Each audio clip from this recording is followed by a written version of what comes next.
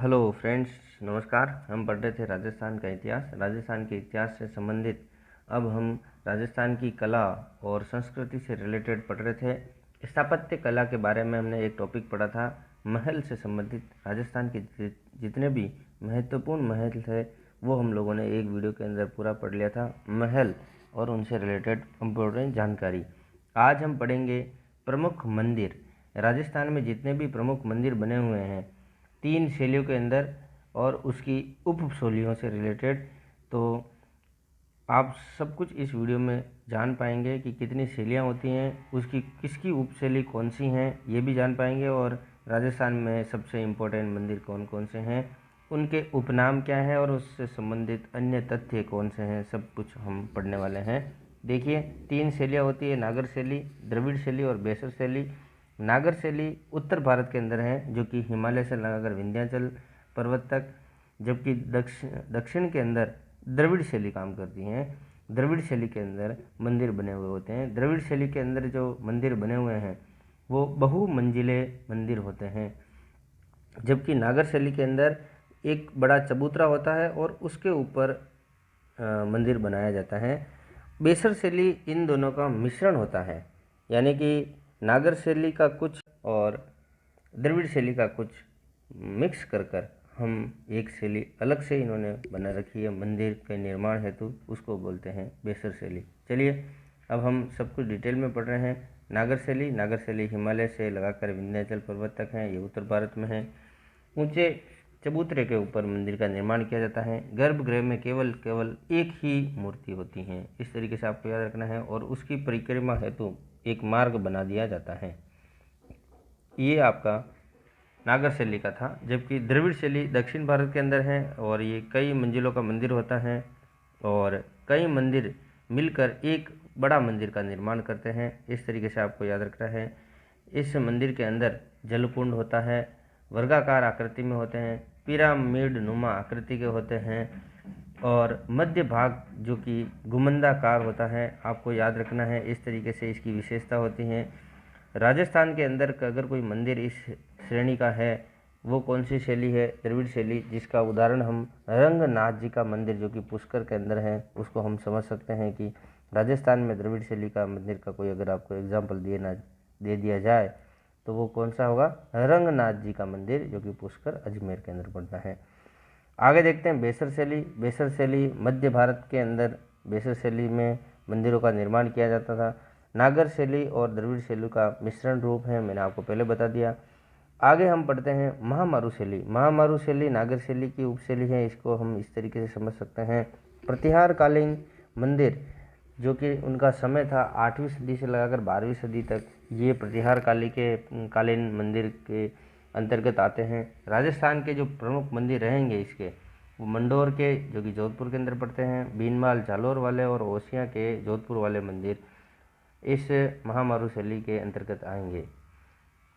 यहाँ सूर्य मंदिर होंगे, हरिहर मंदिर होंगे, और सूर्य मंदिर और हरिहर मंदिर दोनों शिव को समर्पित होंगे, और महावीर स्वामी के मंदिर भी महामारू शैली के अंतर्गत आएंगे। तो आपको ये सारे प्रमुख मंदिर कौन कौन से रहेंगे और किस किस से रिलेटेड कौन सी जानकारी आपको याद रखनी है, ये हम इससे रिलेटेड आगे हम पढ़ते वाले हैं। देखिए, उदयपुर का जो कैलाशपुरी है वहाँ नाम से जाना जाता है, महाराणा कुंभा ने उसका निर्माण करवाया था, आपको याद रखना है। कैलाशपुरी में हरिहर मंदिर। आगे देखते हैं, भगवान शिव या विष्णु को यह समर्पित मंदिर हैं। देखिए, कुंभ स्वामी मंदिर जो कि चित्तौड़गढ़ में है, और कालिका माता का मंदिर ये भी चित्तौड़गढ़ में है। ये दोनों महामारू शैली के एग्जाम्पल के रूप में जाने जाते हैं।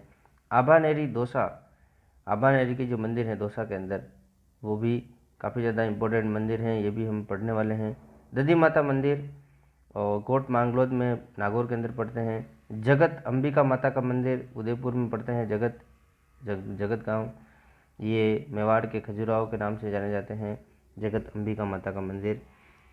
सास बहु या फिर सहस्त्र बाहु का मंदिर नागदा उदयपुर में पड़ता है। हर्षनाथ का मंदिर जो कि हर्ष की पहाड़ी शिखर में पड़ता है। ये सारे के सारे हम अभी डिटेल में पढ़ने वाले हैं। एक बार इनको प्रमुख मंदिरों के बारे में बता रहा हूँ, कौन कौन से प्रमुख मंदिर हैं। समिदेश्वर मंदिर चित्तौड़गढ़ दुर्ग में पड़ता है, आपको याद रखना है। सचियाई माता का मंदिर ओसिया जोधपुर के अंदर पड़ता है। दिलवाड़ा का जैन मंदिर, जो दिलवाड़ा का जैन मंदिर सिरोही डिस्ट्रिक्ट में, और रणकपुर जो कि पाली ज़िले के अंदर पड़ता है, वो भी आपके काफ़ी ज़्यादा इम्पोर्टेंट मंदिर हैं। किराड़ू के शिव मंदिर जो कि किराड़ू बाड़मेर के अंदर पड़ता है। राजस्थान में प्रतिहार कालीन महामारू शैली में निर्मित अगर अंतिम मंदिर अगर आपसे पूछा जाए तो वो है आपका किराड़ू का शिव मंदिर। आभानेरी की चांद बावड़ी दौसा के अंदर पड़ती हैं। आभानेरी की चांद बावड़ी जो कि प्रतिहार कालीन है और महामारू शैली के अंतर्गत आती हैं। अब मारू गुर्जर प्रतिहार शैली भी हैं जो कि किराड़ू का शिव मंदिर उस शैली के अंतर्गत आता है।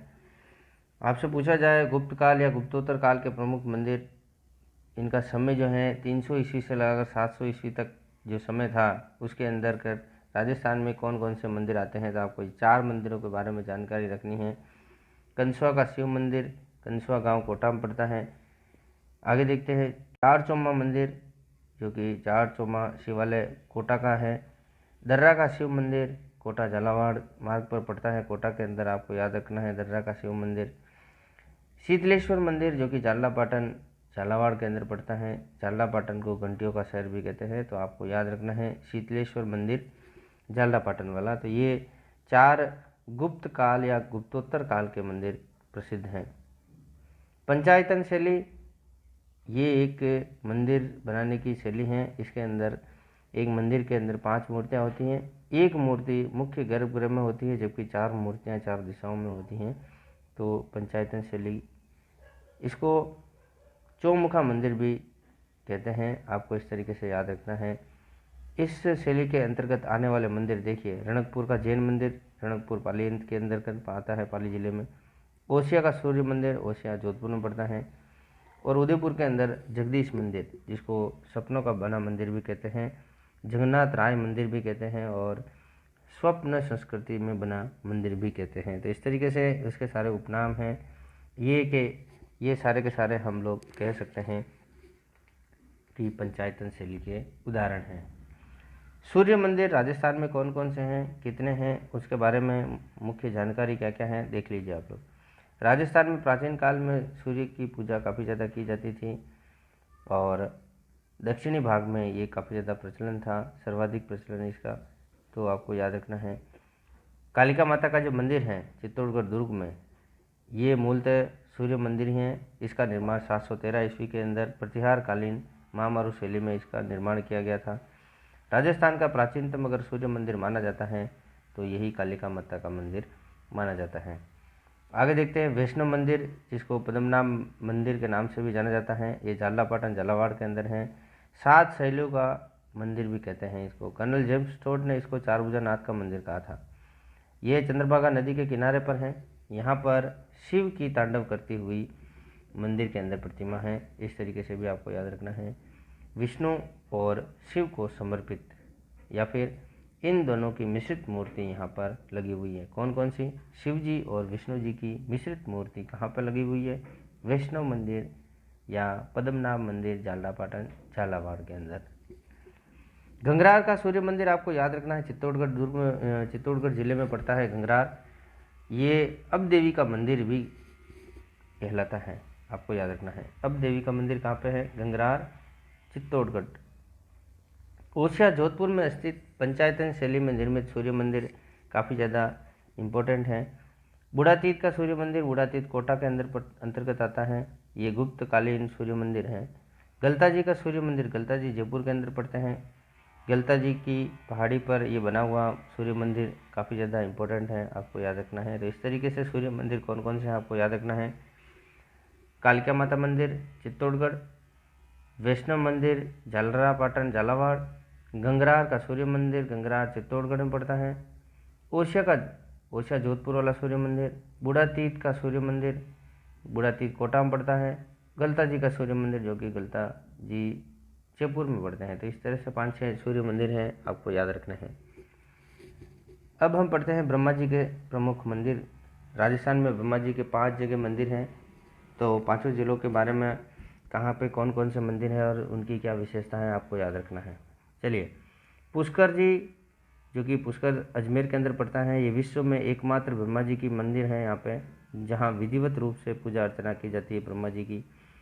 यहाँ पे इस तरह से प्लस का एक चिन्ह है, क्रॉस का चिन्ह, जहाँ कर्नल जेम्स टोड ने इस मंदिर में क्रॉस का चिन्ह को देखकर इसका वर्णन किया था, आपको याद रखना है।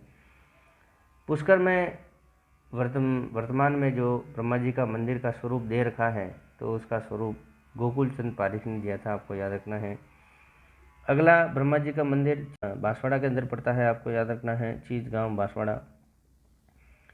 आसोतरा, वहाँ आसोतरा बाड़मेर में पड़ता है, ये ब्रह्मा जी का सबसे नवीनतम मंदिर के रूप में जाना जाता है।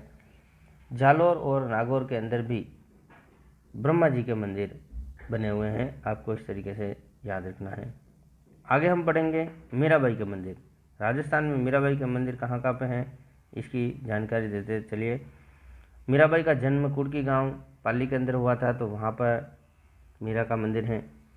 मेड़ता नागौर के अंदर कृष्ण मंदिर के नाम से मीरा मंदिर, जहाँ पे तपस्या करी थी, इसको चारों भुजा मंदिर के नाम से भी जाना जाता है। इसका निर्माण राव दूधा मीराबाई के दादाजी थे, उन्होंने करवाया था। आज वर्तमान में यहाँ पे चरमार जाति के लोग पूजा अर्चना करते हैं। यहाँ पे जो मूर्ति है वो कृष्ण की मूर्ति, वीरा की मूर्ति, रेदास जी की मूर्ति और तुलसीदास जी की मूर्ति भी हैं। तो तुलसीदास जी की मूर्ति आदमकद मूर्ति के रूप में बनी हुई हैं। आपको ये सारी की सारी जानकारी आपको याद रखनी है। चित्तौड़गढ़ दुर्ग के अंदर भी मीरा मंदिर है, कृष्ण मंदिर है, आपको याद रखना है। इसका निर्माण जो है महाराणा सांगा ने करवाया था अपनी पुत्रवधू के। ये पुत्रवधू मीराबाई थी, भोज की पत्नी थी, भोज राणा सांगा के पुत्र थे। हरिहर मंदिर कैलाशपुरी उदयपुर में पड़ते हैं, जिसका हरिहर मंदिर का निर्माण महाराणा कुंभा ने करवाया था। ये मीरा मंदिर के नाम से भी जाना जाता है। वृंदावन जाते समय इसका निर्माण करवाया गया था। आगे देखते हैं मिर्जा राजा मानसिंह। इसको मिर्जा राजा की उपाधि अकबर ने दी थी। इनकी जो पत्नी थी, इनकी रानी थी कनकावती, इन्होंने एक मंदिर का निर्माण करवाया था, जिसको जगत शिरोमणि मंदिर के नाम से जाना जाता है। देखिए इसके बारे में हिस्ट्री क्या है। कनकावती के एक पुत्र हुआ था जिसका नाम था जगत सिंह फर्स्ट। इनकी अल्पायु में ही, यानी कम आयु में ही इनकी मृत्यु हो गई थी। तो इसकी याद में एक कृष्ण मंदिर बनाया गया था। वो कृष्ण मंदिर जो कि आमेर के अंदर है, जगत शिरोमणि मंदिर के नाम से जाना जाता है, ये कनकावती ने बनाया था। इसके अंदर जो मूर्ति हैं, वो मूर्ति सबसे ज़्यादा इम्पोर्टेंट है, आपको याद रखना है। चित्तौड़गढ़ के अंदर मीराबाई जिस कृष्ण की मूर्ति की पूजा किया करती थी, वह मूर्ति आज वर्तमान में इस जगत शिरोमणि मंदिर के अंदर स्थापित की गई हैं। महाराजा मानसिंह, या फिर हम कह सकते हैं मिर्जा राजा मानसिंह, वहाँ से इस मूर्ति को लेके आ गए थे, अब वहाँ पे स्थापित कर दी गई हैं। तो इस तरीके से आपको याद रखना है। अगर आपसे कोई क्वेश्चन पूछा जाता है कि मीराबाई किस कृष्ण की मूर्ति की पूजा किया करती थी, तो वर्तमान में कहाँ पे है, उसकी स्थापना कहाँ पे कर रखी है, किसने करी, तो आपको सब कुछ जानकारी याद रखनी है। मिर्जा राजा मानसिंह चित्तौड़ से लेके आ गए थे और जगत शिरोमणि मंदिर आमेर के अंदर हैं, वहाँ पर स्थापित की गई है। यह मंदिर अपने पुत्र जगत सिंह फर्स्ट की याद में बनाया गया था। कनकावती रानी ने इसका निर्माण किया था, इसलिए क्योंकि ये इसकी पूजा अर्चना इस मूर्ति की मीराबाई करती थी, इस वजह से इस मंदिर को मीरा का मंदिर भी कहते हैं। आगे देखते हैं किराड़ू के शिव मंदिर। किराड़ू को राजस्थान का खजुराहो कहा जाता है। किराड़ू बाड़मेर में पड़ते हैं। यहाँ सोमेश्वर मंदिर के नाम से भी इसको जाना जाता है। आगे देखते हैं भंड देवरा शिवालय। ये भंड देवरा रामगंज बारा में पड़ते हैं। यह हाड़ौती के खजुराहो कहलाता है। देखिए मैंने आपको बताया अलग अलग तरीके से। मेवाड़ का खजुराहो, जगत अंबिका माता मंदिर जगत उदयपुर में पड़ता है। हाड़ौती का अभी बताया मैं भंड देवरा शिवालय रामगंज बारा में पड़ता है, जबकि राजस्थान का खजुराहो किराड़ू का शिव मंदिर कहलाता है, किराड़ू बाड़मेर में। इस बंड देवरा शिवालय को राजस्थान का मिनी खजुराहो या फिर दूसरा खजुराहो भी कहा जाता है। ये अभी टूटा फूटा शिवालय है। इसका निर्माण मलय वर्मन ने करवाया था। इस तरीके से भी आपको याद रखना है। शीतलेश्वर मंदिर चंद्रमौलीश्वर मंदिर के नाम से भी जाना जाता है। झालापाटन झालावाड़ के अंदर पड़ता है। झालापाटन को मैंने आपको पहले बताया घंटियों का शहर कहते हैं। ये चंद्रभागा नदी के किनारे पर है। राजस्थान में अगर तिथि युक्त कोई देवालय है, शिवालय है, ऐसा हम कह सकते हैं, कोई शिव, कोई देवालय, कोई मंदिर है, तो सबसे अगर प्राचीन अगर कोई है तो वो है शीतलेश्वर मंदिर, जारलापाटन के अंदर।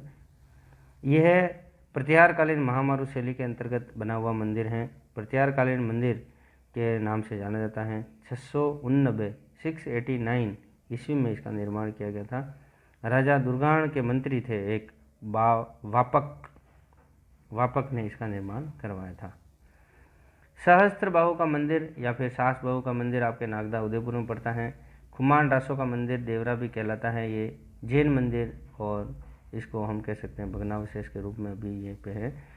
इस मंदिर के अंदर दो मंदिर हैं, आपको याद रखना है। बड़ा मंदिर जो कि सास ने बनाया था, छोटा मंदिर जो है बहू ने करवाया था, इसलिए इसका नाम सास बहू मंदिर पड़ा था। छोटा जो मंदिर है उसमें शेषनाग का मंदिर के नाम से भी जाना जाता है। इसमें शेषनाग की मूर्ति है, इस तरीके से आपको याद रखना है। इसका निर्माण जो है पूरा हम ये कह सकते हैं काल भोज या बप्पा रावल ने इसका निर्माण करवाया था। यहाँ पे संस्कृत भाषा में रामायण और महाभारत के चित्र उत्कीर्ण किए गए हैं इस छज्जों पर। तो इस तरीके से आपको इम्पोर्टेंट जानकारी याद रखनी है। ये प्रतिहारकालीन महामारू शैली के अंतर्गत निर्मित मंदिर हैं। भगवान विष्णु को समर्पित ये सारा का सारा मंदिर रहा है। कौन सा? सहस्त्रबाहु या फिर सास बहु मंदिर। आगे देखते हैं हम एकलिंग नाथ जी का मंदिर जो कि कैलाशपुरी उदयपुर में पड़ता है। ये लकुलिश मंदिर के नाम से भी जाना जाता है। राजस्थान में भगवान शिव का सबसे बड़ा मंदिर अगर कोई पूछा जाता है लकुलिश संप्रदाय से, लकुलिश मंदिर के नाम से, या फिर हम कैसे कह सकते हैं पाशुपत संप्रदाय से संबंधित, तो वो एकमात्र जो शिव मंदिर है वो कैलाशपुरी वाला ही है। एकलिंग नाथ जी का मंदिर के नाम से जाना जाता है। हारित ऋषि की मूर्ति भी यहाँ पर स्थापित की गई है। काले पत्थर पर उत्कीर्ण मंदिर है ये। इसका निर्माण 734 ईस्वी के अंदर काल भोज ने हारित ऋषि के लिए करवाया था, आपको याद रखना है। शिवलिंग यहाँ पे जो है वो चतुर्मुखी हैं। राजस्थान का एकमात्र चतुर्मुखी मंदिर शिवलिंग अगर आपको कहीं मिलता है तो वो यहीं पे मिलेगा, एकलिंग नाथ जी के मंदिर के अंदर ही। यहाँ पर जो मेला लगता है वो महाशिवरात्रि के अंदर लगता है, फाल्गुन कृष्ण तेरस को लगता है, आपको याद रखना है। यहाँ पे ध्वजा की रस्म काफ़ी ज़्यादा प्रसिद्ध है जो कि चैत्र अमावस्या को रस्म का आयोजन किया जाता है। बाबूजी राठौड़ के उस दिन भी उनकी भी पूजा अर्चना की जाती है। इस मंदिर में हीरो का नाग चढ़ाया जाता है। जो नाग जो चढ़ाया जाता है वो हीरे का बना हुआ होता है, तो हीरो का नाग चढ़ाया जाता है। ये गुहिल वंश के कुल देवता माने जाते हैं और मेवाड़ के जो महाराणा हैं वो अपने आप को इसके दीवान मानते हैं, दीवान कहलाते हैं। आगे देखते हैं हम जयपुर के कछवा राजवंश, उसके कुल देवता कौन हैं? गोविंद देव जी उनके कुल देवता हैं। और गोविंद देव जी को ये अपने जो भी यहाँ के महाराजा होते हैं वो दीवान के रूप में जानते हैं कि हम लोग दीवान हैं, जबकि राजा गोविंद देव जी हैं। तो आपको इस तरीके से भी आपको याद रखना है। इसका जो अंतिम शासक कह सकते हैं जिसने अंबिकेश्वर मंदिर का निर्माण करवाया था, ये सवाई प्रताप सिंह जी थे। सवाई प्रताप सिंह जी ने हवा महल का निर्माण भी करवाया था। इस तरीके से भी आपको याद रखना है। तो गोविंद देव जी कछवा राजवंश के कुल देवता और इनके दीवान कौन हैं? वहाँ के राजा। भगवान कृष्ण का सबसे बड़ा मंदिर अगर आपसे कोई पूछा जाए तो नाथद्वारा वाला आपको याद रखना है। नाथद्वारा के अंदर श्रीनाथ जी का जो मंदिर है सबसे बड़ा कृष्ण मंदिर है। देखिए, शैव संप्रदाय पाशुपत संप्रदाय से संबंधित होता है। ये भगवान शिव का सबसे बड़ा मंदिर चतुर्मुखी शिव मंदिर जो कि कैलाशपुरी के अंदर एकलिंग नाथ जी जो मंदिर है, मैंने अभी आपको बताया एकलिंग नाथ जी कैलाशपुरी में वाला। और यहाँ पर शिव जी की पूरे दिन भर पूजा अर्चना किया जाता है। कोई दिक्कत नहीं, आप कभी भी जाएंगे आपको पूजा अर्चना करने का मौका मिलेगा, दर्शन करने का मौका मिल जाएगा। आगे देखते हैं हम लोग रणकपुर के जैन मंदिर जिसको चौमुखा मंदिर भी कहलाते हैं। ये सादरी के निकट हैं। सादरी पाली जिले के अंदर पड़ती हैं। इसका निर्माण धरणक शाह ने करवाया था। ये महाराणा कुंभा के मंत्री हुआ करते थे धरणक शाह। राणा ने इसको दान में देने के कारण इसका नाम रणकपुर पड़ा था। इस तरीके से भी आपको याद रखना है। इसके वास्तुकार देपाक थे। 1444 खंभों पर इसका निर्माण किया गया है। हर एक खंभा, हर एक खंभा जो है इसमें अद्वितीय हैं। इस मंदिर को हम लोग कह सकते हैं खंभों का अजायबघर। ये आदिनाथ जी या ऋषभ देव जी को समर्पित हैं। पंचायतन शैली के अंदर इसका निर्माण किया गया है। आप लोग इस मंदिर के अंदर कहीं पर भी खड़े रहेंगे तो गर्भगृह में जो भी प्रतिमा बनी हुई है वो आपको दिखाई दे देगी। कोई भी खंभा इसके अंदर आड़ा नहीं आएगा। इस तरीके से ये काफ़ी अच्छे तरीके से बनाया गया मंदिर है। ये मथई नदी के किनारे पर है और कवि मैं ने कहा था त्रिलोकदीप मंदिर इसको। और एक मंदिर मैं आपको बीकानेर का बता रहा हूँ, खंडासर जैन मंदिर। यहाँ पे जब इस मंदिर का निर्माण किया गया था तो नींव के अंदर घी और तेल भरा गया था, जिसकी खुशबू आज भी महसूस होती है, तो आपको याद रखना है। एक जैन कवि हुआ करते थे विमल सूरी, जिसने नलिनी गुल्म विमान नाम की एक ग्रंथ लिखा था आदिनाथ के नाम से, तो आपको वो भी याद रखना है। रणकपुर प्रशस्ति जिसके रचयिता हम कह सकते हैं महेश दास हैं, और उसके अनुसार कालभोज और बप्पा रावल दोनों अलग अलग बताए हैं। बाकी सब लोगों ने कालभोज और बप्पा रावल को एक ही बताया, जबकि रणकपुर प्रशस्ति के अंदर महेश दास ने कालभोज और बप्पा रावल को अलग अलग बताया है। ये रणकपुर जैन मंदिर के अंदर 84 शिखर है और 24। इस तरीके से भी आपको सारी जानकारी याद रखनी है। छोटी बड़ी जानकारी मैंने रणकपुर से संबंधित सब कुछ बता दी। अब हम बढ़ेंगे श्रीनाथ जी का मंदिर। श्रीनाथ जी का मंदिर श्रीनाथ जी नाथद्वारा के अंदर हैं। पहले ये सिहाड़ गांव के नाम से जाना जाता था। वर्तमान में सिहाड़ गांव से कोई पहचानेगा नहीं, आपको नाथद्वारा ही कहना पड़ेगा। श्रीनाथ जी जो कि अंबानी परिवार के कुलदेवता माने जाते हैं, ये अपने अंबानी परिवार के इनको कुलदेवता मानते हैं।